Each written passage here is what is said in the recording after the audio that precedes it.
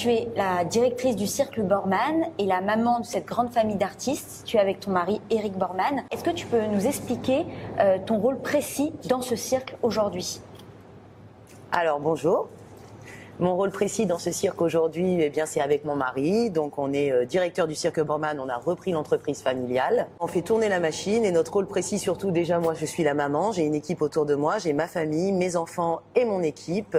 Et c'est de faire marcher notre métier qui est le cirque. C'est de donner du plaisir aux enfants. C'est ça notre rôle. On a plusieurs casquettes. Tu jongles depuis l'âge de 13 ans, je crois. Est-ce que tu te souviens un peu de ta première représentation? Et est-ce que tu jongles toujours aujourd'hui?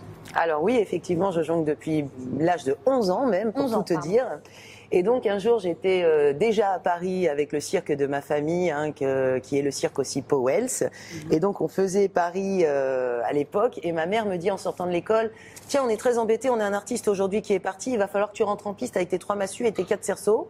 Donc je faisais encore pas grand-chose. Et donc j'ai enlevé de mon cartable les cahiers et à la place j'ai mis les massues et les cerceaux et je suis rentrée comme ça en écolière. J'étais annoncée, elle arrive tout droit de l'école pour entrer sur la piste et je rentrais en écolière et ça c'était ma première sur scène avec mon jonglage. Après c'est clair que je me suis beaucoup entraînée pour mon numéro de jonglage et après j'ai évolué effectivement en termes de jonglerie. Mais tu sais qu'on s'en souvient, moi j'ai retrouvé une vidéo de toi sur internet qui tourne encore, où on te voit jongler 8 cerceaux, incroyable, donc tu étais toute petite sur une chanson de Madonna. Ouais. Si je me souviens, tu t'en souviens aussi? Ouais, je m'en souviens très bien. Alors, je crois que vous privatisez aussi le Cirque Borman pour des événements. Est-ce que tu pourrais m'en parler un petit peu? Alors oui, effectivement, on privatise notre lieu pour tout type d'événements, que ce soit pour le particulier ou pour les professionnels. On fait énormément d'entreprises ici, donc en termes de team building, en termes de soirées dansantes, etc. Et aussi, bien sûr, on fait beaucoup de bar mitzvah, beaucoup de coupes de cheveux le dimanche après-midi. Alors toi, Éric Borman, donc, tu es aussi le directeur du Cirque Borman, ce cirque familial qui est installé depuis plus de 45 ans à Paris. Alors, quelle est la marque de fabrique du cirque? Alors, la marque de fabrique du Cirque Borman, c'est bien évidemment en premier, c'est la famille, parce que mes enfants, c'est la 8e génération. Et également la tradition, sans oublier que nos enfants, ce sont des enfants du 21e siècle, donc il faut quand même innover et vivre avec son temps. Donc, c'est-à-dire au spectacle, il y a des choses qui sont ancrées, c'est-à-dire sur la tradition, mais à 85% sont des idées novatrices et au goût du jour. Quel genre de spectacle peut-on découvrir ici toute l'année? Alors les spectacles, vous avez le spectacle de cirque traditionnel, entre guillemets traditionnel, qui s'appelle Voyage dans le temps, où il y a un fil conducteur tout le long du spectacle. C'est 2 petits clowns qui voyagent dans une machine à remonter le temps, donc ils vont dans différents univers, c'est-à-dire le passé, le futur, le beau Paris, les dinosaures, le futur. Donc voilà, ils voyagent à chaque séquence de numéros visuels, ils voyagent dans le temps ou dans le passé. Et toi, alors quel genre de spectacle tu donnes aujourd'hui? Alors moi, je présente les chevaux au spectacle. Les chevaux, oui, d'accord. Les chevaux, oui. Moi, c'est la partie animale, chevaux et dromadaires. Alors toi, Sacha, donc tu es clown et tu t'occupes aussi de l'administration, un peu moins fun. Alors qu'est-ce qui t'a donné envie de faire ce métier? Moi j'ai voulu faire ce métier déjà depuis que je suis tout petit, hein. J'avais déjà 2-3 ans que je voulais déjà rentrer en piste. Donc moi c'est un univers qui m'a toujours fasciné parce que c'est un métier complètement fascinant. L'avantage de ce métier c'est qu'il est complètement polyvalent. Il y a tous les corps de métier qui sont représentés dans le cirque. Donc il y a l'artistique, il y a le côté administratif, il y a la comptabilité. Il faut être un petit peu mécanicien, un petit peu vétérinaire. Faut savoir tout faire. Et moi j'aime bien savoir tout faire. Donc c'est ça qui m'a intéressé le plus. La polyvalence, c'est vrai. Alors, combien de temps tu mets pour te préparer dans le make-up que tu fais pendant tes spectacles, à peu près, hein? Disons que maintenant, ça fait plusieurs années que je le fais, donc je le fais assez rapidement, il faut dire une petite dizaine de minutes. Mais en tout cas, pour le créer, ce maquillage, puisque c'est moi qui l'ai créé, pour savoir vraiment ce qui m'allait le mieux, etc., j'ai mis un moment avant de trouver vraiment le maquillage qui me correspondait, qui soit pas trop gros, pas trop petit, qui fasse pas peur aux gens, et qui me corresponde à moi et au clown que j'ai envie de faire pour le spectacle. Alors, en parlant de création, je voulais te demander, est-ce que vous postez des vidéos ou des photos sur les réseaux sociaux? Vous faites un peu de la création de contenu, du community Ouais, management? bien sûr. Déjà, Richard, lui, il fait toutes les vidéos. D'accord. Donc, c'est lui qui les monte, c'est lui qui les filme, etc. Et on poste beaucoup sur Facebook, sur Instagram. On essaye d'être le plus présent possible sur les réseaux et de communiquer. Alors, vous êtes tous les trois la nouvelle génération. Donc, toi, Sacha, Richard, Sylvana. Est-ce qu'on peut dire que vous avez amené quelque chose de nouveau au Cirque Borman? Nous, à la base, on fait des spectacles de cirque traditionnels. Et depuis quelques années, on a essayé d'évoluer dans la manière de monter nos spectacles. Donc, c'est-à-dire qu'il n'y a plus un enchaînement de numéros avec Madame Loyal qui va parler entre chaque numéro ou le clown qui va faire des reprises. Non, là, on va raconter une histoire tout entière. Donc, il y a un fil conducteur, il y a une histoire.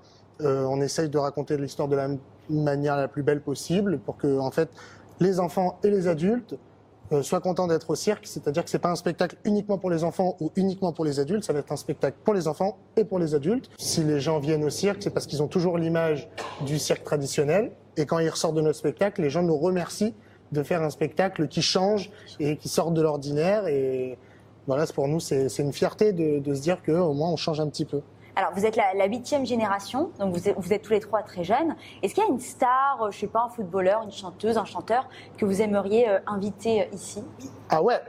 Alors, vas-y. Ah moi, parce que moi je suis fan, vu que je suis le clown, je suis fan d'humour avec Alexandra Borman, on est fan, moi j'aimerais bien que Gad Elmaleh vienne. Le cirque Borman se transforme aussi en centre de loisirs pour Gan Israël. Est-ce qu'on peut dire que vous êtes un cirque juif? Oui, on peut le dire. Nous, on essaye de travailler le plus possible avec la communauté. Déjà parce que c'est important pour nous et c'est notre manière à nous, vu qu'on est, nous, on est traditionnalistes, de travailler avec la communauté, d'offrir des spectacles pour les associations, plein de centres de loisirs juifs, les Gan Israël, etc. Et donc nous, on organise des journées complètes, justement pour accueillir les enfants, les personnes handicapées, etc.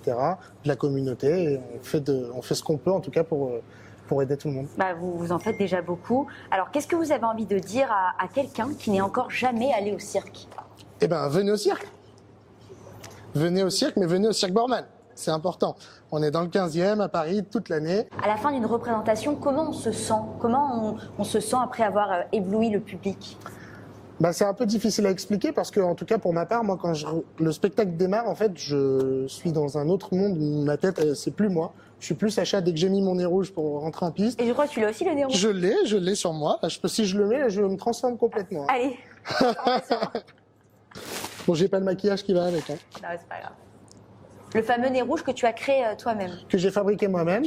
Donc c'est Eric qui m'a appris à fabriquer soi-même ses nez. Et en fait, c'est hyper important d'avoir un nez qui te correspond à toi et de pas avoir un nez en plastique parce que au moins tu as la silhouette que tu as envie d'avoir.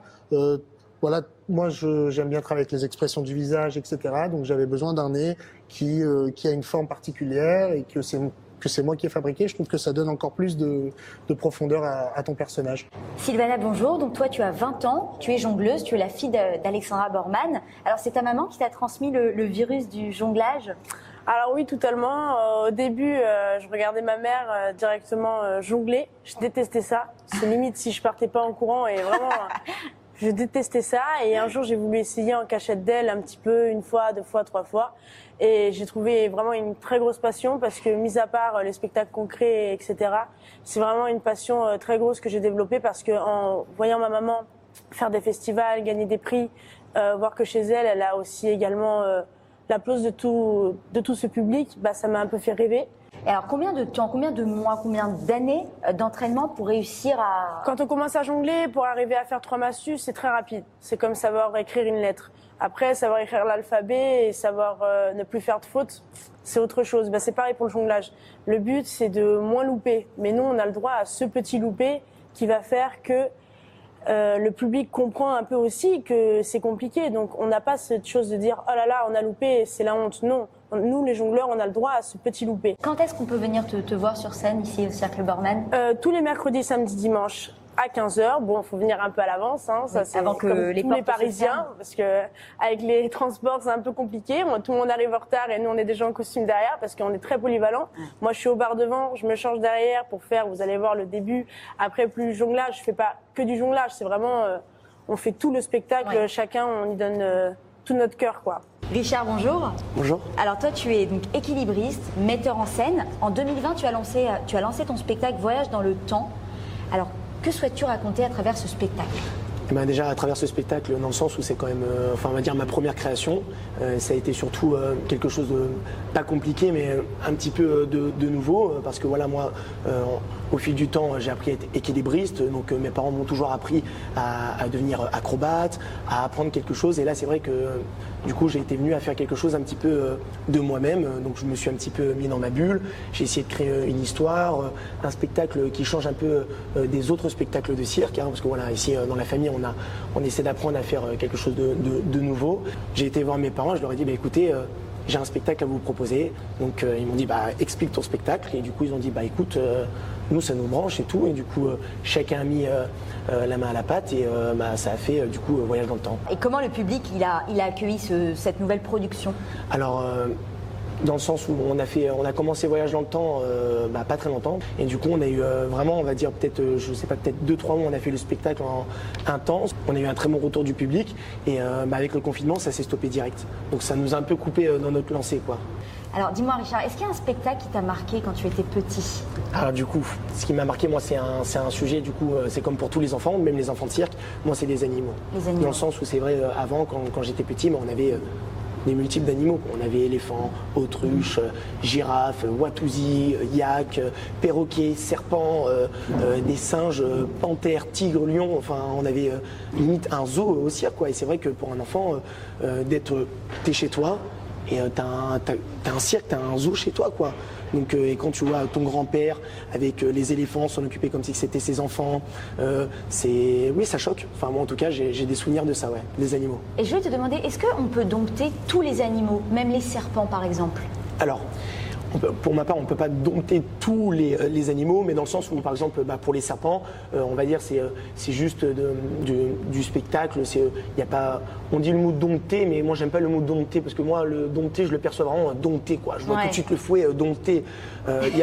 Voilà, c'est de l'éducation, dans le sens où moi j'ai grandi avec mon père. Mon père c'est un vrai, comme on dit chez nous, homme des animaux, et c'est d'éducation. Quels animaux on peut découvrir ici aujourd'hui au Cercle Borman? Alors aujourd'hui, c'est vrai que du coup, c'est quand même pas mal redescendu.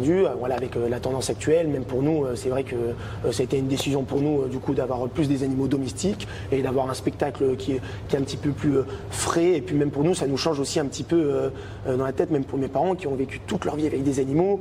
C'est quand même, être avec des animaux, faut être capable d'avoir des animaux. Donc c'est vrai que ça leur fait un petit peu de bien. Donc on peut retrouver des chevaux, on peut retrouver des lamas, on peut retrouver des chèvres et des dromadaires. Et des petits chiens aussi. Et des petits chiens, oui, mais limite dans ma tête, c'est mes frères et sœurs. Ah, d'accord. Non, mais va voir ton frère, alors, il vient de me voir, va voir ton père, ils vont voir mon père. Ils font partie de la famille. On te suit, on espère que ça va prendre en tout cas. Merci, Ça fait plaisir. merci Richard. Avec plaisir.